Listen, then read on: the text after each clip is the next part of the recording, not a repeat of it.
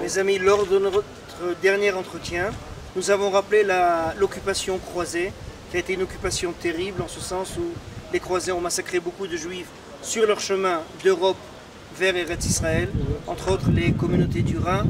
Et en Eretz Israël, ils ont continué ces terribles massacres.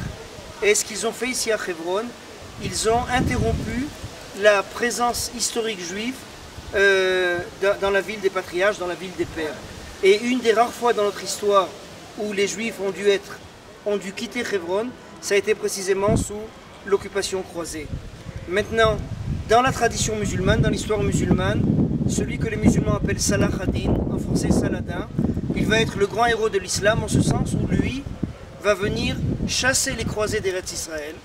Et lorsqu'il va les chasser de Hebron, il va construire derrière moi ce beau quartier que les Arabes appellent Kharat el-Kard, le quartier des Kurdes. Ce qui nous rappelle que Saladin était d'origine kurde et ça va être le grand chef qui va réussir à unir toutes les forces vives du monde musulman pour chasser les guerriers croisés d'Eretz Israël. Et Saladin va être aussi une personne qui va faire beaucoup de bien à la présence juive. Il va autoriser bien sûr le retour des Juifs à Hebron, mais aussi et avant cela à Jérusalem.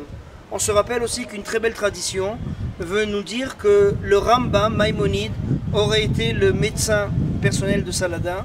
En tout cas, aussi bien que pour les Juifs que pour les musulmans, Saladin garde l'image d'un libérateur. Et en ce qui concerne les Juifs, il va les libérer de cette terrible époque qui est l'époque des croisés à Hebron.